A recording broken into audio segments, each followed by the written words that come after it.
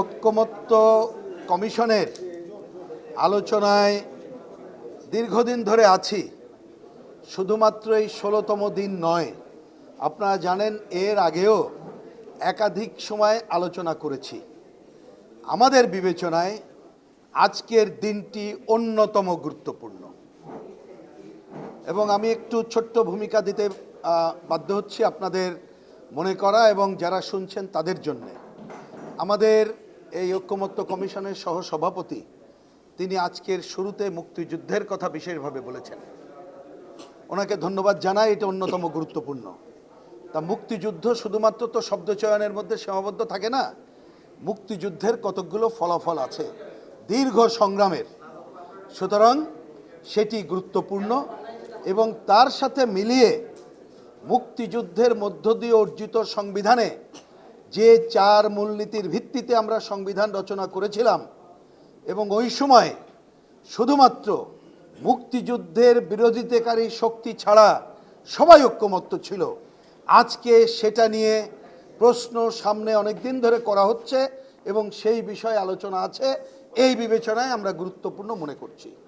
আমি দ্বিতীয়টি সম্পর্কে আমাদের কথা বলে আমি প্রথম বিষয়ক আমাদের কথা বলবো। আপনারা এটা জানেন যে এই 4 মূলনীতি বাতিল করে নতুন করে কতকগুলো বিষয় আনার প্রস্তাব আমাদের দিক থেকে এই সংস্কার কমিটি আগে করেছিল। আমরা এর আগে এটা এক অর্থে বলবো, পরিষ্কার করে বলি, বাতিল করে দিয়েছি। বলেছিলাম যে না, এটা হতে পারে না। যে প্রস্তাবটা ওনারা করেছিলেন সেটা কি, একটা হচ্ছে এই যে স্বাধীনতার যে ঘোষণা, তার মধ্যে সাম্য, মানবিক মর্যাদা, সামাজিক সুবিচার এবং বহুত্ববাদের কথা মনে আছে আপনাদের। সেটা ওনারা বহুত্ববাদ গ্রহণ করা হয় নাই, যার জন্য ওনারা আর আনে নাই। আমরা বলেছিলাম ঠিক আছে, এটা ছেড়ে দেন আগামী সংসদের উপরে, কারণ যেটা এত বড় দ্বিমত এটাকে সামনে আনার দরকার নেই। আমরা দেখলাম আজকে ওনারা সেটা নিয়ে এসে গতকাল রাতে আমাদের কাছে যেটা কাগজ পাঠিয়েছিলেন, আজকে সেটা আমি আর আলোচনায় রাখছি না, যেহেতু ওনারা আনুষ্ঠানিকভাবে আনেন নাই। এই টেবিলে এনেছেন সংবিধানে রাষ্ট্র পরিচালনার মূলনীতি হিসাবে সাম্য, মানবিক মর্যাদা, সামাজিক সুবিচার, গণতন্ত্র এবং ধর্মীয় স্বাধীনতা সম্প্রীতি উল্লেখিত হবে।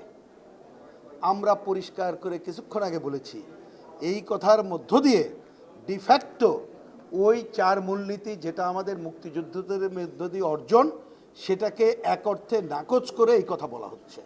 ব্যাখ্যা যে যাই দিক না কেন, সুতরাং এটা গ্রহণযোগ্য না, আমরা পরিষ্কার করে বলেছি। এরপরে আমরা সমাধান হিসাবে বলেছি যে এইখানে যে এই সাম্য, মানবিক মর্যাদা, সামাজিক ন্যায় বিচার, এটা কিন্তু অলরেডি আমাদের সংবিধানের পার্ট হয়ে গেছে। স্বাধীনতার ঘোষণা না আনলেও চলে। গণতন্ত্র 4 মূলনীতির মধ্যে আছে।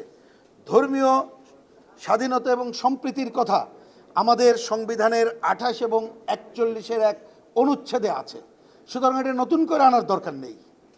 তারপরে আমরা বলেছি যদি এটা সুনির্দিষ্ট করতে চান আমরা আপত্তি করব না, তবে লেখা হতে হবে এইভাবে, সংবিধানে রাষ্ট্র পরিচালনার 4 মূলনীতির সাথে সাম্য, মানবিক মর্যাদা, সামাজিক সুবিচার, গণতন্ত্রের আর দরকার নেই, 4 মূলনীতিতে গণতন্ত্র আছে, এবং ধর্মীয় স্বাধীনতা ও সম্প্রীতি উল্লেখিত হবে। আমরা মনে করি এইটা যদি করা হয় তাহলে আমরা গ্রহণ করতে পারবো, না হলে এটা গ্রহণ করা যাবে না, কারণ আমাদের মুক্তিযুদ্ধের মূল চেতনা এবং আকাঙ্ক্ষার সাথে সাংঘর্ষিক হবে। এটা পরিষ্কার করে বলেছি আমরা, এবং বলেছি এই ব্যাপারে কোনো ধরনের জোরাজোরি, মেজরিটি মাইনরিটিতে কোনো সিদ্ধান্ত আমরা গ্রহণ করব না। প্রয়োজনে এটাকে অফ রাখতে হবে, জাতীয় সংসদের কাছে এটা দিতে হবে। এইটা হচ্ছে বাংলাদেশের কমিউনিস্ট পার্টির পক্ষ থেকে সুস্পষ্ট বক্তব্য। এবার প্রথম বিষয় সম্পর্কে অল্প একটু কথা বলি। আমরাও ব্যাপারে যেটা কংক্রিট বলেছি, প্রথম বিষয় আপনারা জানেন যে প্রধানমন্ত্রীর একাধিক পদে থাকার বিধান বিষয়ক আমরা যেটা কংক্রিট বলেছি যে আমাদের প্রথমে দলগত অবস্থান বলেছি। দলগত অবস্থান হচ্ছে আমরা যদি ক্ষমতায় যাই তাহলে আমাদের এক ব্যক্তি দলীয় প্রধান এবং প্রধানমন্ত্রী হবেন না, এটা আমাদের পজিশন। তবে প্রধানমন্ত্রী সংসদীয় নেতা হতে পারেন, এটা হচ্ছে দলের পজিশন। কিন্তু আমরা বলেছি আমাদের সংবিধানে এ ধরনের বাধ্যকতা রাখা ঠিক না, কারণ এগুলো হচ্ছে একটা রাজনৈতিক কালচারের উপরে নির্ভর করে। এটা আমরা অবজারভেশন হিসাবে দিতে পারি। আমরা উদাহরণ বলেছি যে দেখেন, এক্ষেত্রে অনেক রাজনৈতিক দল আছে, একসময় অনেকগুলো পদ তারা আফোল্ড করতেন। এখন অভিজ্ঞতা থেকে দেখবেন অনেক রাজনৈতিক দল, আমি আমাদের দলের কথা বলছি না, অনেক রাজনৈতিক দল কিন্তু নিজেই এখন ঠিক করেছে যে কেন্দ্রীয় নেতা থাকলে জেলা থাকবেন না বা একাধিক পদে থাকবেন না। এটা একটা সময়ের ব্যাপার। সুতরাং এটা অবজারভেশন হিসাবে রাখাটাই বেস্ট, কারণ কোনো রাজনৈতিক দলের উপরে এটা চাপিয়ে দেওয়া যথাযথ হয় না, সেইটা আমরা বলেছি। ওনারা অবশ্য এ বিষয়ে আজকে সিদ্ধান্ত গ্রহণ করেন নাই, দুপুরের পরে আলোচনায় ওনারা বলবেন, তখন আমরা এটা দেখব। কিন্তু আমি অনুরোধ করব যে দ্বিতীয় যে আলোচনাটা চলছে, যেটা আমরা প্রথমে উল্লেখ করলাম, আমি আশা করব আপনারা এ বিষয়ে আপনাদের মাধ্যমে দেশবাসীর কাছে আমাদের কথা সুস্পষ্টভাবে যাবে, আমরা তুলে ধরতে পারবো এবং জনগণের মত নিয়ে আমরা এ বিষয়ে আগামীতে অগ্রসর হয়ে যাব। এই যে মূলনীতির প্রশ্নে নোট অফ ডিসেন্ট দিয়ে কোনো সিদ্ধান্ত আমরা গ্রহণ করব না, আমরা ওই জায়গায় যাব না। পরিষ্কার বক্তব্য।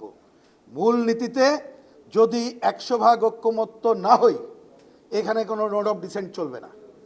ঐক্যমত্য না হলে সহজ পথ, পার্লামেন্টের উপরে ছেড়ে দেবো, এভাবে ঐক্যমত্য হয়নি, কারণ এর বিষয়ে আমরা ঐক্যমত্য হচ্ছি না, সেটা পার্লামেন্ট ডিসাইড করবে।